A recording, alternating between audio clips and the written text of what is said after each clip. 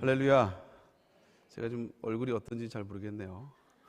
제가 원래 사실 지난 수요일 저녁에 제가 설교했는데, 그죠? 지난 주일이죠. 지지난 주일날 아침부터 이게 약간 간지럽기 시작하는데 알러지가 올라와가지고 그날로 한 귀가 한 2배 됐습니다. 그래서 전체적으로 좀 두드러기도 하고 그래서 제가 이제 부득이 강단을 이제 은혜가 안 되면 얼굴로라도 좀 밀어야 되는데 얼굴도 그 모양이니까 그래서 또 이제 목사님이 좀 맡겨주신 강단인데 제가 지키지 못해 너무 죄송했는데 또 수요 오전 예배를 또 맡겨주셔서 또 부족하지만 또 기도하는 마음으로 섰습니다. 근데 아침에 살짝 또 올라오더라고요. 그래서 계속 약을 먹고 있는데 약을 하나 더 먹긴 했는데 그래도 뻘고족족한 게 성령 충만하다고 생각하시고 은혜 받으시면 되겠습니다. 오늘 본문의 제목은 이제 하나님의 사람, 너 하나님의 사람이라는 제목입니다. 호칭해 주는 의미들이 있는 것 같아요. 호칭해 주는. 제가 이제 교육개발원을 담당하고 있는데 제가 이제 교육개발원 왔더니 자꾸 저를 이제 원장이라고 부르더라고요. 교육개발원이라고 해서 자꾸 원장이라고 불러요. 그래서 무슨 내가 무슨 원장이냐, 무슨 어린이집 원장도 아니고 병원장이나 되면 모를까 그냥 목사라고 부르라고. 근데 자꾸 이제 입에 붙었는지 이제 원장 아니 목사님이라니까 지금 이제 편하게 부르라고 하긴 하는데, 왜냐하면 이제 호칭이 그 사람의 그 정체성을 드러내기 때문에 그래요.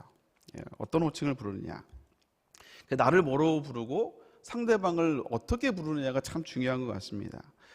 가정 상담을 하시는 그 분들의 얘기를 들어오면 부부관계가 좋은 가정의 이제 특징이 있다라는 거예요. 그게 뭐냐면 상대방을 부를 때 호칭이 있대요. 호칭이.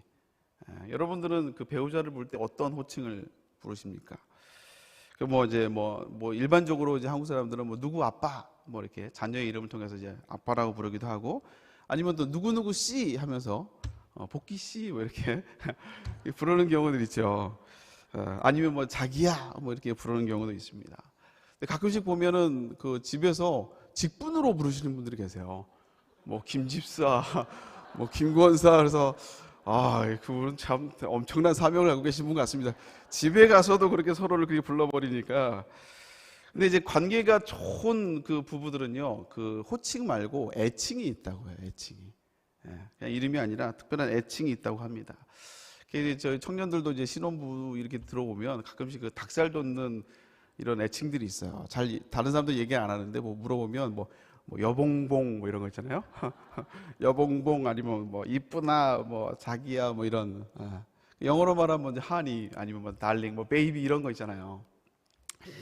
그래서 이런 그 부부 사이에 이렇게 애칭이 있는 분들이 훨씬 더 잘 살고 부부 싸움을 좀 덜 한다고 해요. 이게 이제 왜냐하면 그 말을 할 때 처음에 어떤 말로 시작을 하느냐, 이게 이제 초두 효과라고 하는데, 어떤 말로 시작하느냐에 따라서 이게 굉장히 큰 관계에 많은 영향을 미친다고 합니다. 그래서 이제 저도 청년들한테 가끔씩 애칭을 좀 이렇게 한번 이렇게 물어보고 쓰라고 하긴 하는데, 이런 거예요. 뭐 신혼 초에 뭐 싸울 때 애칭을 부르면 조금 이제 뉘앙스가 좀 달라집니다. 좀 달라져요. 뭐 이제 싸우다 보면 그만해, 뭘 그만해, 뭐 이렇게 하잖아요. 근데 거기에 애칭이 하나가 붙으면요, 이게 뉘앙스가 확 이제 꺾여요. 뭐냐면 뭐랄까요, 여봉봉 그만해. 네. 그러면 자기야 뭘 그만해, 이제 약간 좀 느낌이 달라지잖아요. 그렇죠? 약간 전투적인 느낌에서 묘한 이 안정감을 주는 걸 보게 됩니다. 그러니까 여러분들도 이제 혹시 애칭이 없으시다면 집에서 가끔씩 뭐 인간 뭐 이런 아주 이 사람 뭐 이런 아주 인간적인 단어를 쓰시는 분들이 계시는데, 이왕이면 애칭을 만들면 좋고요. 근데 이제 지금 이제 애칭 만들려고 하면 좀 어색하잖아요. 그러면 좀 이게 그 애정 어린 단어를 앞에 붙이면 좀 괜찮다고 해요. 그래서 사랑하는 뭐 이런 단어를 쓰면 훨씬 더 부드럽다고 합니다. 그래서 이제 뭐 김집사 이렇게 부른다면 막 싸울 때 사랑하는 김집사 나가! 뭐 이렇게. 그럼 조금 이제 분위기가 좀 부드러워지는 거예요. 좀 순화가 되는 거죠. 특히 이제 자녀를 키우고 계신 분들은 이제 방학이라 열받는 일이 많잖아요. 그러면 거기에 사랑하는 앞에 하나 붙이면 분위기가 많이 좋아집니다. 새끼야 나가! 이게 아니라 사랑하는 선민아 나가 이렇게 하면 부드러워져요. 예. 근데 어쨌든 단순한 호칭이지만 시작할 때 어떻게 부르냐에 따라서 분위기가 많이 바뀌어지고 참 이게 호칭이 굉장히 중요하다는 것을 보게 됩니다. 근데 교회에서도 이제 직분으로 많이 불리잖아요. 우리가 이제 집사님, 권사님, 뭐 장로님 이렇게 이제 직분으로 많이 불리는데 사실 이건 직분이고요. 사실 우리에겐 공통적인 신분이 하나가 있습니다. 그게 뭐냐면 성도라는 신분이에요. 성도와 직분은 다른 겁니다. 신분과 직분은 다른 겁니다. 그래서 우리는 뭐 일반적으로 좀 약간 이게 성도라는 개념이 초신자라든지 하여간 교회 온 지 얼마 믿음 없는 사람들 우리가 성도라고 부르고 권사님이나 장로님인데 성도님이라면 이제 기분 나빠하시잖아요. 내가 왜 성도냐고 권사고 장로인데. 근데요 사실은 이 성도라는 말 자체가 초신자를 의미하는 게 아니고 하나님께 거룩하게 부름받았다는 뜻이에요. 부름받은 자녀입니다. 그래서 가끔씩 성도들의 장례식장 가보면 그 고인들의 그 위패에 보면 그 직분이 적혀 있잖아요. 그래서 뭐 장로라든지 뭐 권사라든지 안수집사라든지 직분이 적혀 있으면 내가 그분의 삶을 몰라도 그분이 어떤 믿음을 가지고 있는지 그렇게 살았는지를 그 위패를 통해서 알 수가 있는 거예요. 근데 이제 예전에 한번 성도의 장례장에 가봤는데 성도라고 딱 써 있더라고요. 누구누구 성도. 근데 사실 이제 그 성도라 찍히면 이게 뭘로 이제 그분의 신앙에 대해서 그렇게 이렇게 막 할 수 있는 말이 별로 없는 거죠. 근데 어느 성도의 장례장에 갔는데 그 성도라는 말이 저에게 참 새롭게 다가온 경험이었어요. 그게 뭐냐면 비록 장로나 집사나 안수집사라는 그 직분 받지 못했지만 성도라는 그 단어 자체가 그 호칭이 쓰여졌다는 그 자체가 얼마나 영광스러운 것인가. 하나님의 자녀가 되지 않으면, 하나님을 나의 주라고 고백하지 않으면 그 쓸 수 없는 단어, 그리스도의 자녀만이 쓸 수 있는, 그리스도의 자녀에게만 붙일 수 있는 단어가 바로 이 성도라는 단어 아닙니까? 그래서 성도라는 그 말 붙은 것만으로도 참 귀하고 얼마나 저게 참 영광스러운 호칭이라는 것을 다시 한번 깨달은 적이 있어요. 여러분 그렇습니다. 우리도 역시 어떤 직분이냐를 떠나서 하나님께 구별되어 부름받은 존재. 지금은 눈이 오는지 모르겠지만 어쨌든 눈을 뚫고 또 이 예배의 자리에 찾아온 우리 구별받은 하나님께 구별되어 이 자리에 오는 성도라는 그 자체가 여러분 우리에게 다시 우리의 존재를 알려주고 우리의 정체성을 알려주는 거라는 거죠. 여러분 우리가 하나님께 부름받은 존재임을 여러분 기억할 수 있기를 주님으로 축복합니다. 오늘 사도 바울은요 이 디모데에게 성도에 버금가는 또 다른 호칭을 오늘 사용해 주고 있어요. 그게 뭐냐면 너 하나님의 사람아 라는 말이에요. 너 하나님의 사람아. 이게 말씀을 묵상하는데 이 너 하나님의 사람아 라는 말이 저게 계속 이렇게 울림처럼 이렇게 다가오고 있어요. 너 하나님의 사람아. 여러분 스스로가 다른 사람에게 하나님의 사람이라고 이렇게 불려본 적이 있으십니까? 너 하나님의 사람아. 우리 소원 한번 들어주세요. 옆 사람에게 너 하나님의 사람아. 너 하나님의 사람아. 여러분 너 하나님의 사람아라고 했을 때 웃으시는 분도 계시고 하는데 느낌이 어떠세요? 느낌이 좋아요. 할렐루야. 저는 이제 처음에는 너 하나님의 사람이면 뭔가 좀 부족한 것 같고 내가 그런 호칭을 듣기에 내가 좀 너무 부족하고 연약하고 자격이 안 되는 것 같은 그런 느낌이 들 수도 있고요. 또 한 사람은 또 한편으로는 너무 좋고 또 영광스러운 또 호칭이기도 하고 나같이 부족한 자가 이렇게 이런 하나님의 사람이라고 불릴 수 있는 뭐 이런 기쁨도 있을 수 있고 두 가지가 아닌가 생각이 돼요. 근데 어쨌든 이 하나님의 사람아라는 이 호칭이 참 저에게 참 울림을 주고 있습니다.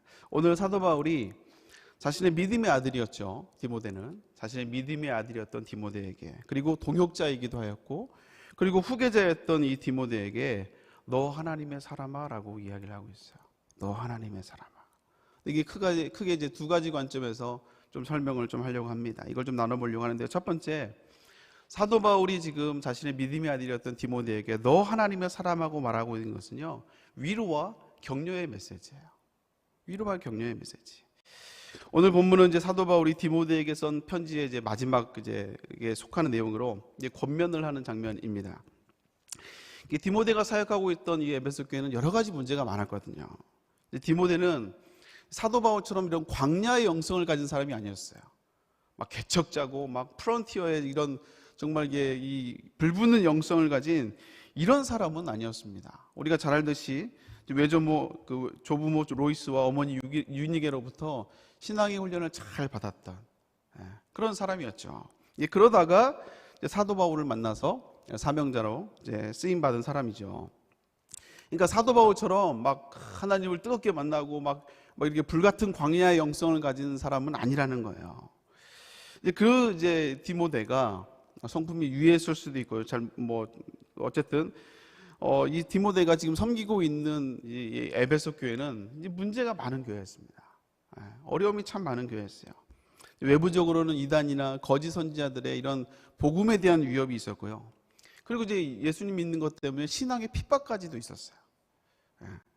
뿐만 아니라 이제 외부적으로 이런 어려움들이 있으면 그럼 내부 이제 믿는 사람들끼리라도 서로 막 의지하고 서로 기도하고 이래야 되는데 교회 안에서도 리더들끼리 문제가 있는 거야. 다툼이 있는 거야. 그러니까 여기저기 막 안팎으로 문제가 너무 많은 거죠. 그러니까 디모데도 사람인지라 지칠 수밖에 없고 낙심할 수 있다라는 거예요. 우리가 이제 내부에서 이렇게 말이 많아지면 문제가 많으면요, 이렇게 말이 많아집니다. 말이. 그래서 다 이제 이것도 불평, 다 자기 입장에서는 이렇게 얘기하는 거예요. 이것도 싫고, 이것도 마음에 안 들고, 저것도 마음에 안 들고.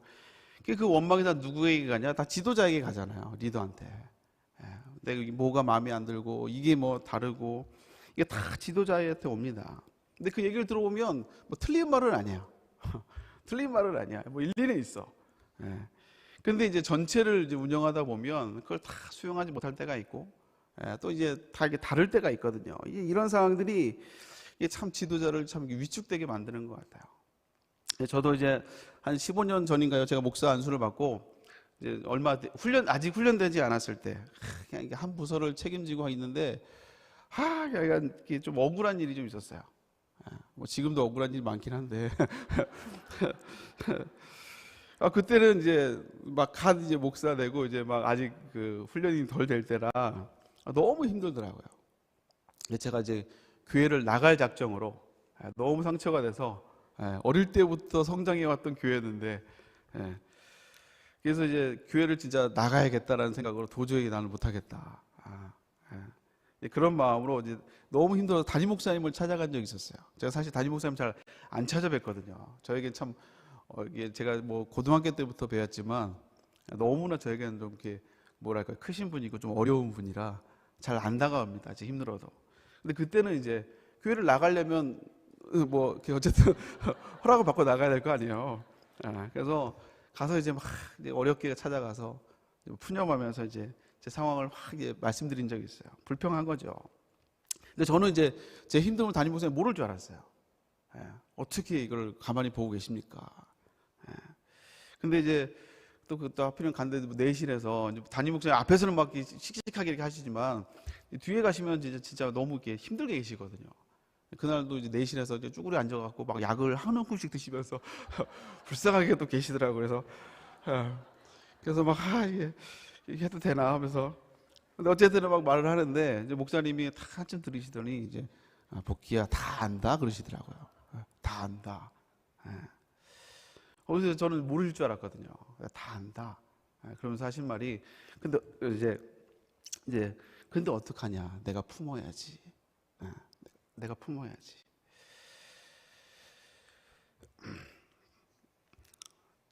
근데 그 말씀에 제가 참 이게 너무 내가 완전히 무너져 버렸어요. 저는 그 한 기관 그거 하나 맡아도 막 불평 때문에 힘든데 억울하다고 힘든데 목사님은 교회 얼마나 많은 기관들이 있어요. 다 부서마다 다 자기 얘기를 하고 우리 봐주라 하고 또 교회뿐입니까? 한국교회 여러 가지 기관에서 얼마나 많은 그 얘기들을 하겠어요. 근데 그걸 다 받아줘야 되는 거예요. 저는 그래서 그 목회는 특히 이제 큰 목회는 그냥 리더십이 있고 설교만 잘하면 되는 줄 알았거든요. 근데 그게 아니더라고요. 그릇이 준비되지 않으면 받아낼 그릇이 준비되지 않으면 이게 목회는 그냥 하는 게 아니구나 라면서 이제 회개하며 나온 적이 있었어요. 이게 참 리더에게 어려움이죠. 디모데도 그러지 않았겠습니까? 디모데도. 예? 어쩌면 이게 뭐 광야 같은 영성도 아니었고, 안팎으로 여러 가지 문제들, 내부적으로도 수많은 문제들, 리더들이 계속 힘들게 하고 자기 얘기만 하는 이런 상황 속에서 이 디모데가 이제 리더로서 얼마나 위축이 됐겠어요.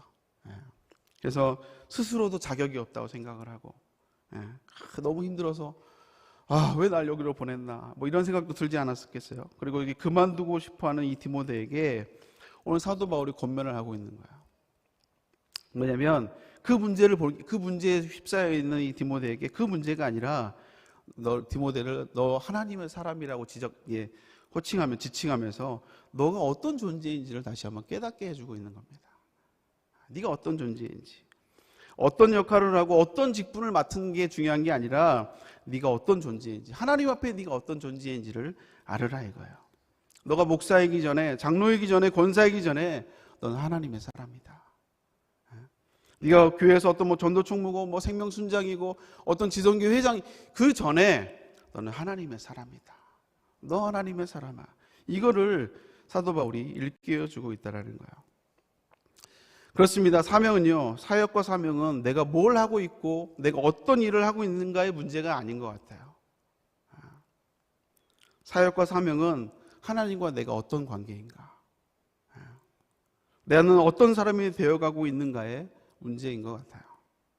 그래서 우리가 영적 싸움에서 승리하며 살아갈 수 있는 힘은요, 내가 목사라서가 아니라, 내가 어떤 직분을 맡아서가 아니라, 회장이라서가 아니라 내가 하나님의 사람이라는 것을 의식할 때, 그럴 때 우리가 영적인 싸움들을 싸울 수 있는 거예요. 우리 옆 사람과 인사할까요?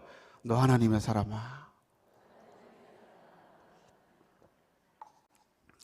어떤 직분 때문에 사명을 감당하는 사람들은요, 그런 경우 있잖아요. 연말 되면 사람이 없어요. 진짜 이걸 맡아줘야 돼. 근데 뭐 그렇게 맡을 수는 있죠. 근데 그것 때문에 1년 맡았으니까 그것 때문에 사명 감당하는 사람은요, 그것 때문에 억지로 일을 할 수 있어요. 억지로 할 수는 있습니다. 간신히 1년은 채울 수 있어요. 그런데 이제 그 뒤로는 이제 절대 안 한다고. 절대 안 해요. 절대 안 해요. 일단 오늘 사도 바울은요, 우리에게 뭐 디모데뿐만 아니라 또 오늘 저와 여러분들에게 너 하나님의 사람아.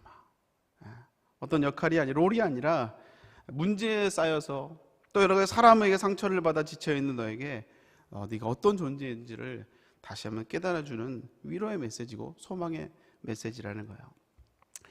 요즘 아마 많이 들으셨을 겁니다.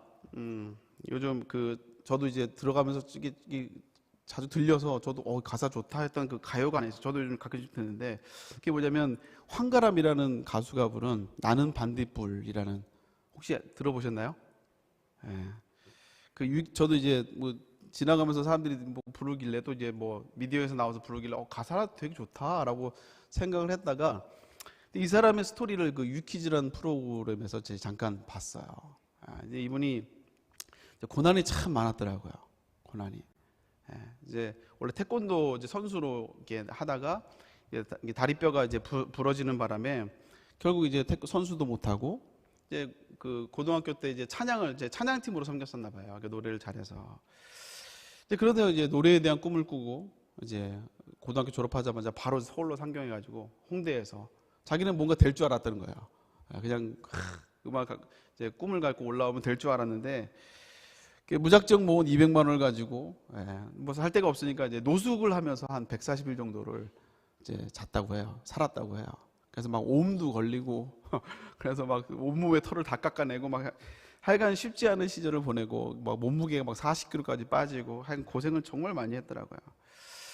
그러다가 이제 한 15년간을 정말 무명으로 살아가다가 이제 다행히 이제 한 피노키오라는 그룹의 이제 객원 가수로 이제 발탁이 되었습니다. 이제는 조금 이제 그래도 이름 있는 그룹에 발탁이 되니까 이제 됐다. 이제는 좀 이제 풀리지 않겠냐 했는데, 그때가 이제 30대 후반이었는데, 그때 또 바로 3개월 만에 코로나가 터진 거예요. 그러니까 이분이 계속 한 10여 년, 20여 년을 이렇게 안 되다 보니까, 세상은 계속 가지 말라고 하는데 나만 그 소리를 못 듣나? 심지어는 자기가 이제 피노키오라는 그룹이 됐는데도 불구하고 코로나 때문에 이제 공연도 못하고 아무것도 못하잖아요. 그러니까 내가 이게 돼서 코로나가 왔나? 라고 이런 피해의식이 생길 정도로 정말 너무 힘들었다는 거예요. 예.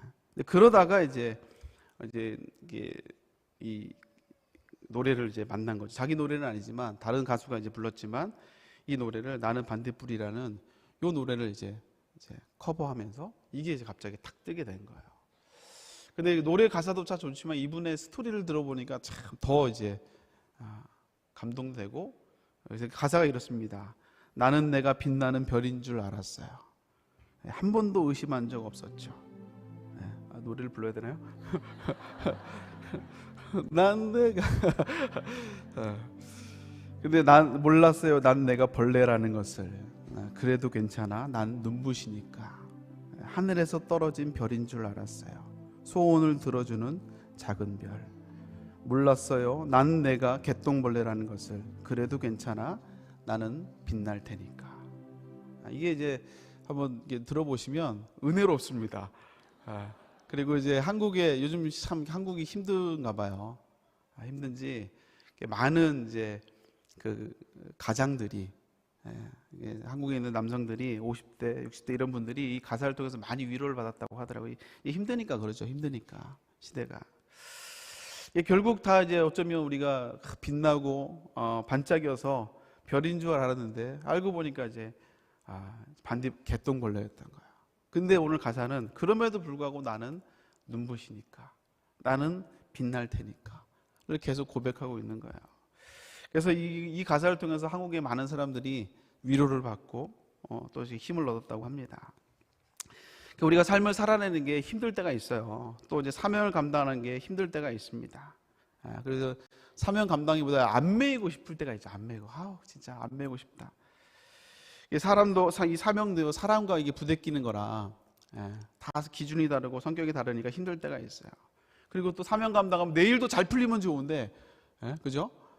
내 자녀가 막 잘 되고, 내 사명 감당할 때 자녀가 잘 되고, 막 사업도 잘 되고, 남편도 잘 나가고, 막 이러면 좋은데 또 안 될 때가 있거든요. 안 될 때가 있어요. 근데 이제 그럴 때 우리가 지칠 때가 있고 힘들 때가 있는데, 근데 우리가 어떤 일을 하고 있느냐가 중요한 게 아니고요.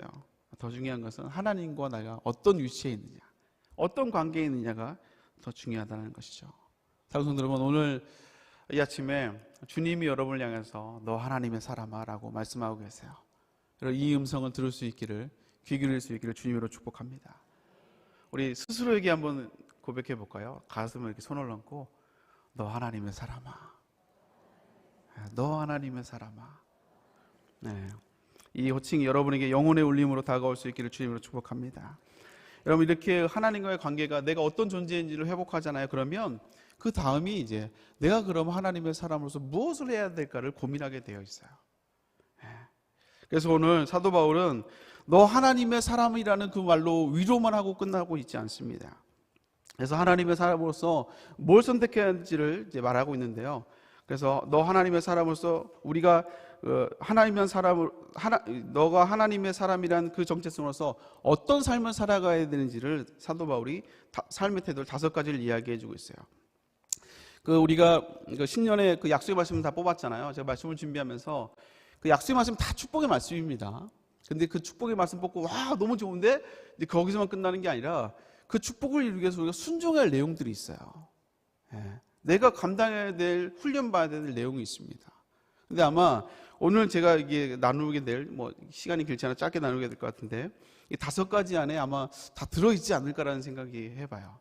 여러분이 주신 메시지가 뭔지 한번 깨달았으면 좋겠습니다. 오늘 첫 번째는 피하라라고 얘기하세요. 피하라. 우리 말씀 한번 읽어볼까요? 읽습니다. 시작. 10절 11절 시작.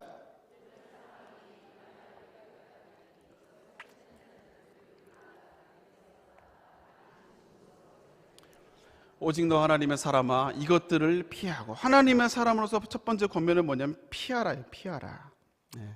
이게 달아나는 것은요, 때로는 비겁한 것 같지만 우리가 이제 중국 고전 지략에도 알고 있듯이 36개 주력량이 최고의 전략이라고 하잖아요. 그러니까 피하는 것은요, 대상을 알고 대상에 대해서 분명히 알아야 피할 수 있는 거예요. 도망간다는 의미가 아닙니다. 내가 피해야 될 대상과 싸워야 될 대상을 분명히 알기 때문에, 그래서 비겁함이 아니라 언제 내가 피해야 되는지를 달아나지 않은 지혜예요, 지혜. 그래서 승리의 수단이 될 때가 있다라는 거예요. 그래서 오늘 이 사도 바울은 디모데에게 물질의 유혹을 우선 피하라라고 얘기를 하고 있어요. 사실 이 사도 바울이 물질의 유혹을 피하라는 것은요, 본질적으로 우리가 물질의 유혹을 이길 수가 없기 때문에 그렇습니다. 이길 수가 없어요. 그래서 이길 수 없으면 싸우는 게 아니고 피하는 겁니다. 도망가는 거예요. 나는 성경에 그 물질을 통해서 물질과 싸워서 이길 수 있다. 여러분, 오죽하면요, 성경에서 하나님과 동등하게 싸울 수 있는 그 우상이 바로 물질이라고 얘기하죠. 우리 마태복음 6장 24절 같이 한번 읽어볼까요? 읽습니다. 시작. 하나님이 한 사람이 두 주인을 섬기지 못하나니 혹 이를 미워하고 저를 사랑하거나.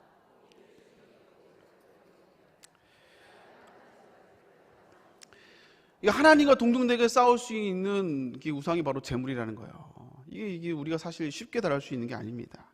물질로서도 우리가 사실 자유롭기가 쉽지 않은 것 같아요. 가지면 가질수록 이것만 있으면 좋겠는데, 근데 또 이제 더 필요한 거예요. 그래서 보면 성도들이 항상 하는 말이 뭐냐면, 꼭 돈이 모자라도 꼭 11조만큼 모자란다고. 생활비가 꼭 11조만큼 모자란다는 거예요. 그래서 이것만 안 내면 괜찮을 것 같은데, 근데 또 하나님 복을 부어주시잖아요? 그럼 또 모자라요. 남지가 않아. 분명히 계속 월급은 올라가는데 맨날 모자란다고 해요. 가끔씩 성도들 가운데 나는 그렇게 사치하지 않아. 그렇게 나는 남들처럼 그렇게 사치하지 않는다고 지나치게 안 쓰고 돈을 모으는 사람도 있더라고요. 근데 이런 분들도 제가 보니까, 오늘 말씀을 듣다 보니까 이런 분들도 자유로운 분이 아니에요. 오늘 디모데가 말한 게 오늘 말씀이 10절 11절에 보면, 이것을 탐내는 자는 미혹을 받아 믿음에서 떠나 많은 근심으로 자기를 찔렀다라고 얘기하고 있어요. 그러니까 돈을 못 쓰는 분들도 그 안에 근심이 있는 거예요. 근심이 있으니까 미래에 대한 근심, 하나님의 인도함보다 앞으로에 대한 근심이 더 많으니까 돈을 못 쓰는 거예요. 자꾸 모으기만 하는 거예요. 그래서 그에 대한 근심과 걱정이 있다라는 거예요. 그래서 성경적인 원리는 물질을 자꾸 흘려보내는 겁니다. 흘려보내는 거예요. 그래서 우리가 보통 그런 얘기를 하죠. 내 마음의 중심이 어디 있는가? 내가 지금 뭘 사랑하고 있느냐를 보려면, 내가 요즘 물질을 어디에 쓰고 있고 내 시간을 어디에 쓰고 있는지를 보면 내가 무엇을 사랑하고 있고 무엇을 의지하고 있는지를 알 수 있다고 해요. 그래서 돈과 명예는, 특히 돈은요, 저는 신학이 있어야 된다고 생각해요. 신학이 있어야 돼요. 그리고 철학이 있어야 됩니다. 근데 그거 없이 명예를 갖고 돈을 갖게 되면 그게 결국 그 사람을 무너뜨리고 망가지게 되는 걸 보게 됩니다. 제가 새벽기도 때 그 호세아서를 살펴보고 있는데, 호세아가 이렇게 하나님 복음을 전파하면서 북이스라엘이 망할 것이라는 걸 심판을 선포하거든요. 근데 이스라엘 백성들이 하나님을 떠났는데, 참 아이러니하게도 그 당시에는 여로보암 왕 2세 때 가장 전성기를 누렸을 때예요. 가장 잘 나갔을 때라고요. 가장 부유했을 때고 가장 형통했을 때예요. 그런데 하나님의 메시지는 그들을 향해서 하나님이 너희를 너희가 하나님을 아는 지식이 없다라고 이야기하고 있는 것을 보게 됩니다. 여러분, 그렇다고 해서 우리가 물질을 회피하고 피하라는 그런 수동적인 의미가 아니죠. 오늘 이 사도 바울이 말하고 있는 피하라는 것은, 그것으로 인해서 우리가 은혜를 뺏기지 않도록 조심하라 이거예요. 물질을 사랑함으로 그것으로 인해서 죄악의 자리에 앉지 말고 차라리 그 자리를 피해서 은혜를 더 붙들고 물질의 자유함을 얻으라 이거예요. 물질 때문에 하나님께 맡기지 말고 하나님께 물질을 드림으로 오히려 더 하나님을 사랑하는 것을 선택하라고 오늘 사도 바울은 얘기하고 있습니다. 또 20절에도 보면 불필요한 변론을 피하라고 얘기하고 있어요. 우리 같이 20절 같이 읽어볼까요? 읽습니다. 시작.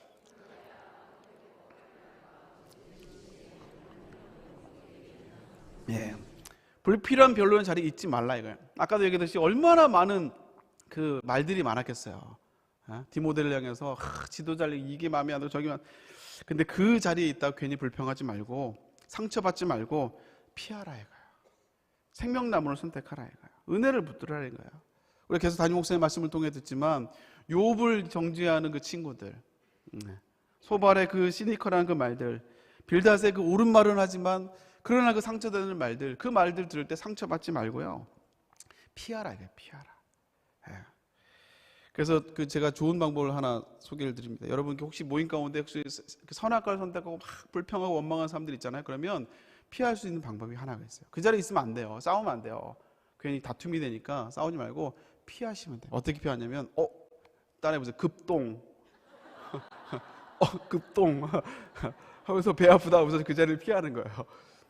그리고 나중에 한 사람씩 불러서 생명을 선택하게 해주는 겁니다. 불평한 사람이 많을 때 나 혼자 생명나무 선택은 쉽지 않아요. 차라리 따로 떨어져 나와서 개인적으로 불러서 생명을 선택할 수 있도록 도와주는 게 좋아요. 어쨌든 첫 번째 하나님의 사람으로서 태도는 피하는 겁니다. 무서워서 피하는 게 아니라 우리가 피하는 것이 지혜이기 때문에 그래요. 두 번째는 쫓는 것이죠. 따르라 이거예요. 11절 말씀 같이 한번 읽을까요? 읽습니다. 시작. 오직 너 하나님의 사람아 이것들을 피하고 의와 경건과 믿음과 사랑과 인내와 온유를 따르며. 의와 경건과 믿음과 사랑과 인내와 온유를 따르라. 우선 이걸 크게 두 가지로 얘기하면 하나님과 관계, 사람의 관계로 얘기하고 있는데요. 가볍게 얘기하면 우선 하나님과 관계는 의와 경건과 믿음이에요. 이걸 뭐 한마디로 얘기하면 도덕적인 게 아니라 한마디로 하나님과 관계를 이야기하는 거예요. 하나님과 어떤 관계에 있느냐. 우리가 사람을 친하게 지내려면 그 사람이 무엇을 관심 있는지를 알면 돼요. 우리가 하나님과 가까이 지내려면 하나님이 무엇을 기뻐하신지를 고민하고 그것을 하려고 선택하려고 하면 됩니다. 그러면 하나님과 가까이 하게 되어 있어요. 그래서 오늘 하나님과 관계를 따르라 이거예요. 하나님이 기뻐하는 것을 선택하면 가라는 거예요.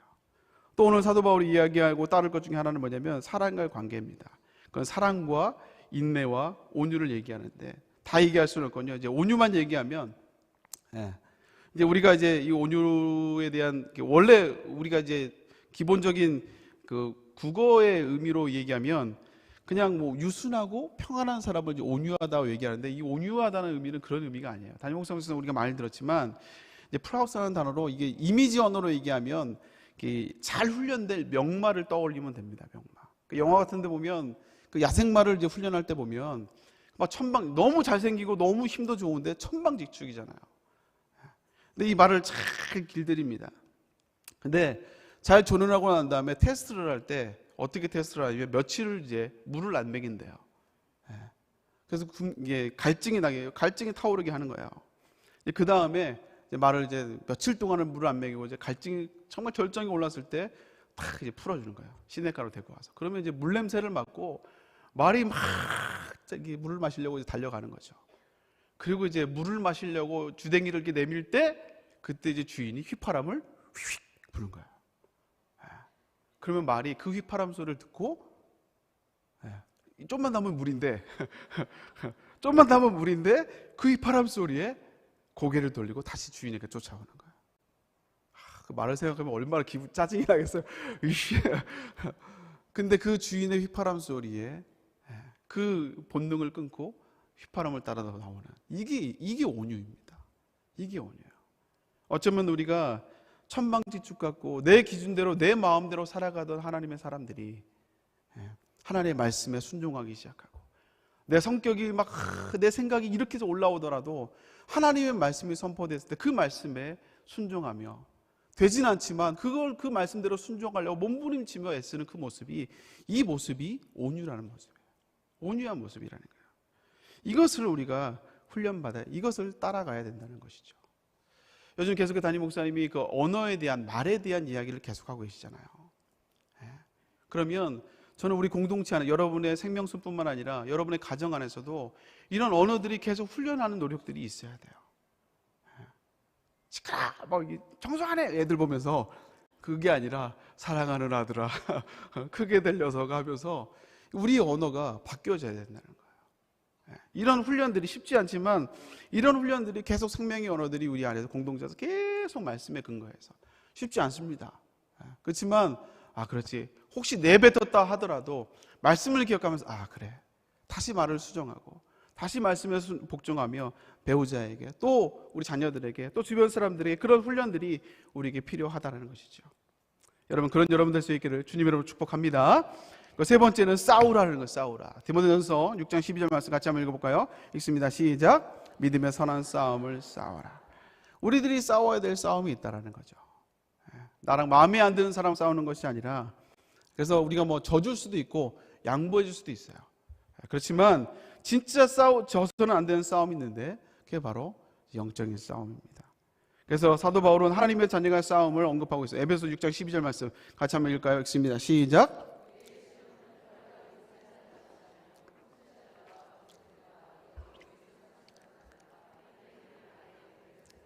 그러니까 우리가 싸워야 할 대상은 앞에 있는 사람이 아니라고요.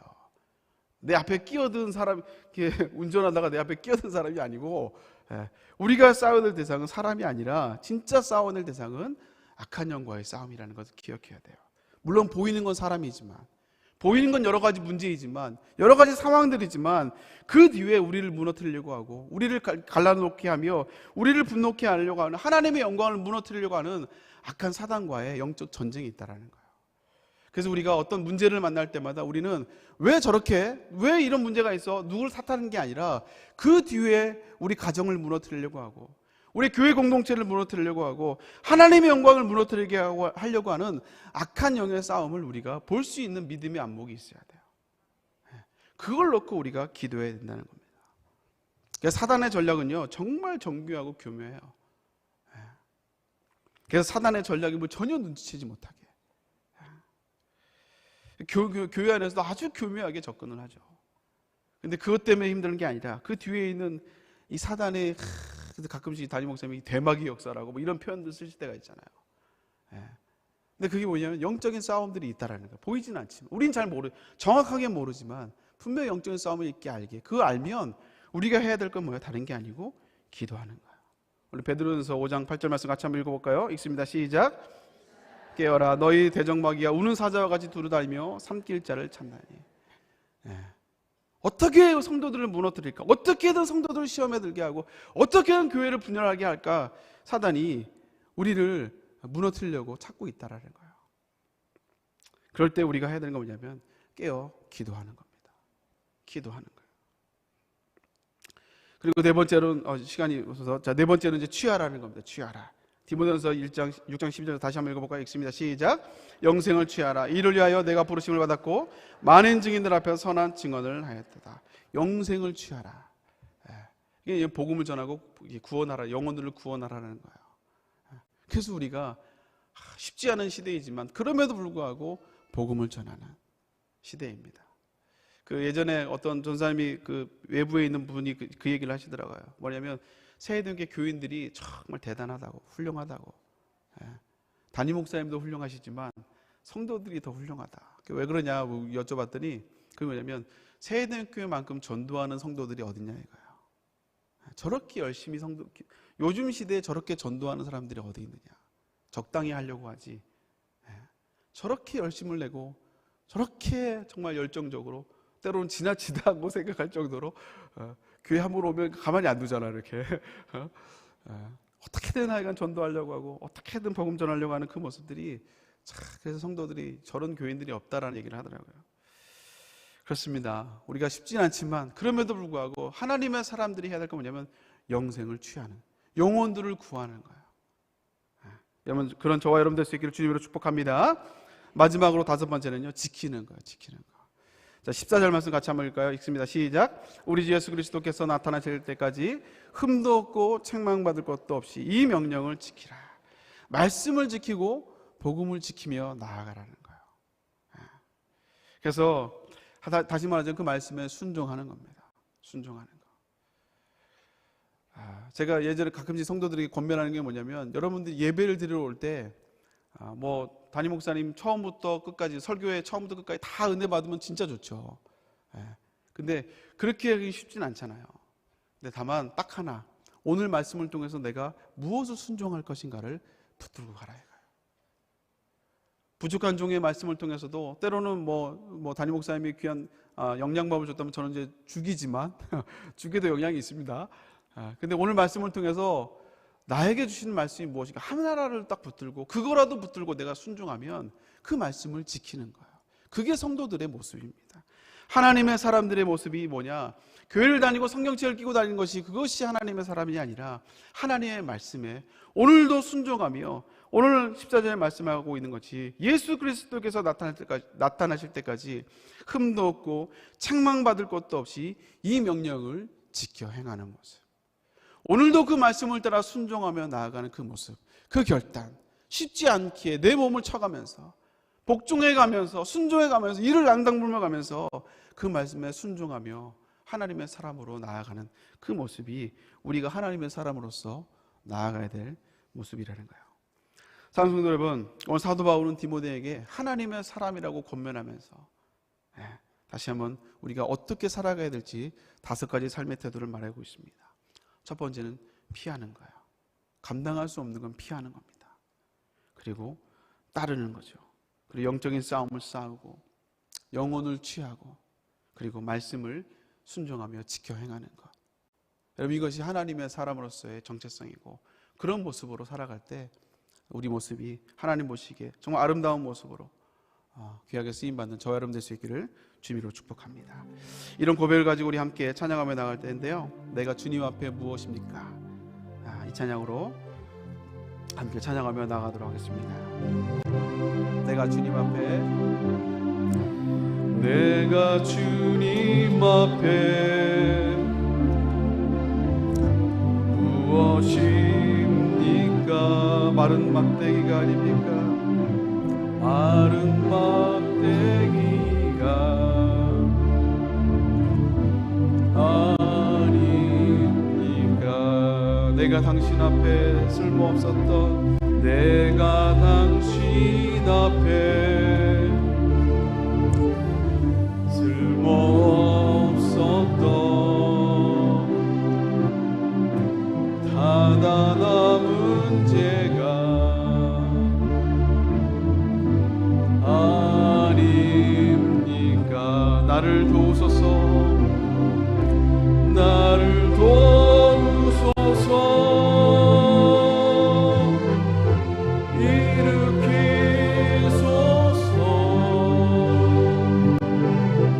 나와 동행하사 힘 주시고 내 영혼 기쁨을 얻게 하시며 내 영혼 만족해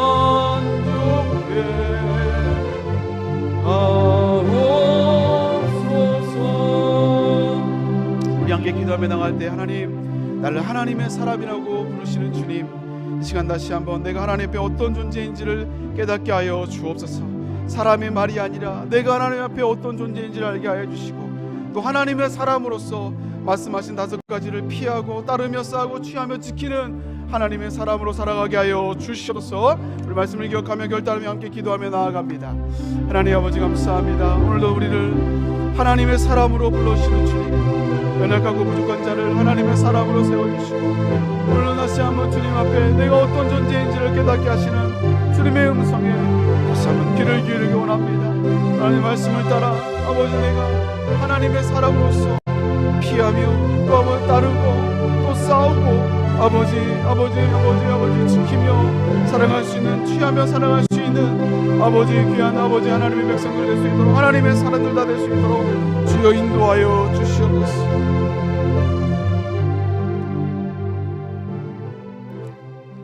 사랑의 하나님, 감사드립니다. 오늘 말씀을 통해 다시 한번 우리에게 하나님의 사람이라고 말씀해 주시니 감사합니다.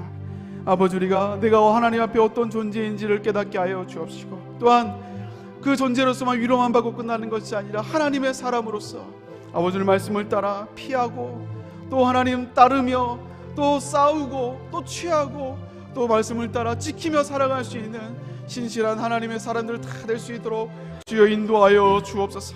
그래서 2025년도 한 해 승리하는 한 해가 되게 하여 주시고, 너 온리원의 삶을 살아가는 귀한 신실한 주의 백성들 다 될 수 있도록 인도하여 주시옵소서. 감사드리며 예수님의 이름으로 기도 올리옵나이다.